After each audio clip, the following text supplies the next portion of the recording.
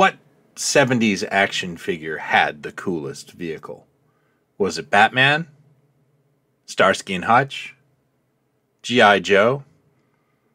J.J. Arms? Bert and Ernie?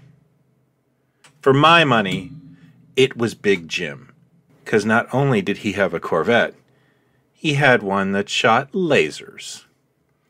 Hey everybody, I'm Brian and welcome to Toy Ventures. This week, if you haven't figured it out, we're going to talk about the Lazervette from the Big Jim's Wolfpack series. The Lazervette was released in 1976 and it has the distinction of being the only Big Jim pack vehicle that wasn't utilizing tooling from the previous Big Jim All-Stars series.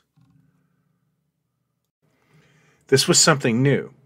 This was double trouble. The Lazervette, like a lot of Big Jim items, shared its tooling with Barbie, a clever cost-saving measure for Mattel. So it was also released that year as Barbie's Starvette. However, the big distinction was that Jim's car had a secret component. When you hit the secret switch, twin laser guns popped out of the hood and delivered some hot justice. Now, I appear to be missing the right rubber band to make this happen, so I had to fake it with editing. Please bear with me.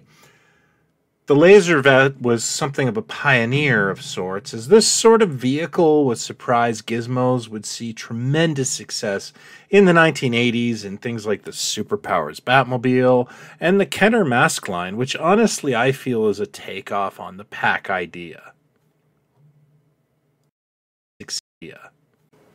There are many packaging and toy variations to the Lazervette. This is the original US release with a typical lithograph box that Mattel would use right up into the He-Man days. I believe the artwork for this is done by Marvel Comics bullpen legend John Buscema, who handled the promotional comic book for Pack as well. And he had taken over the reins of the line's packaging from none other than Jack King Kirby. Perhaps you've heard of him. This is the Canadian version of the Lazervette, which is actually a full-color box, bilingual of course, and made of a less sturdy material. It's essentially the same toy, but for me, I can't resist a Canadian package, especially one that is so vastly different from the American version. Lobo.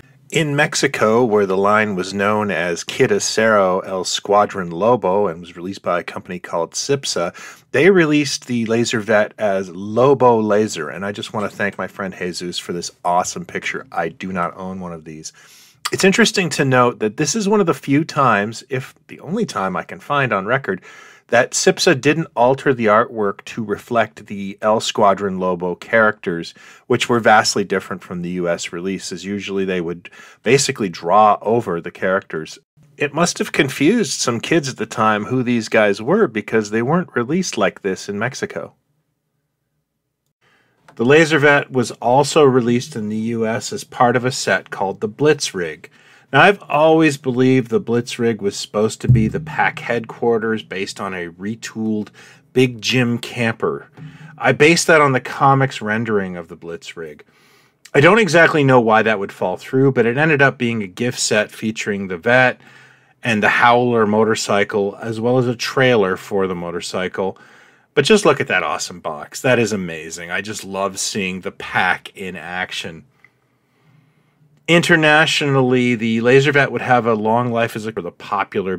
Just wanted to mention that the third issue of our magazine, Toy Ventures, is now available. If you like the content here and you like reading about vintage toys in an analog way, please consider checking it out.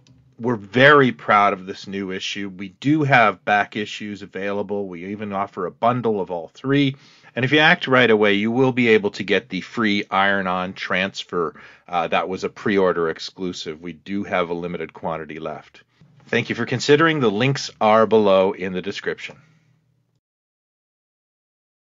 Internationally, the Lazervette would have a long life as a concept, certainly longer than Big Jim in the United States, appearing not only in its original form for the popular Big Jim Spy series in places like France, but it would also see a serious retooling in the early 1980s to look more like a European sports car. It would also have some changes. The new version had a wind-up motor and some major changes to the laser mechanism. It looks like the shutter system has been replaced, and we're down to a single laser cannon this time. It's quite a different vehicle from what we got in North America, but just as neat. As you may have been able to figure out by the fact that I own 3 of these frickin' things in the box, I am a big fan of the Lazervette. I remember drooling over this in the pages of the ShopRite and Consumers Distributing catalog as a kid.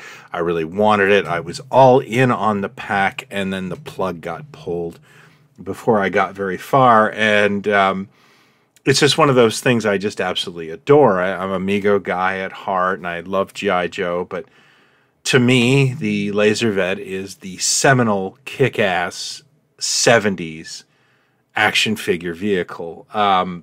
However, that is entirely up for debate.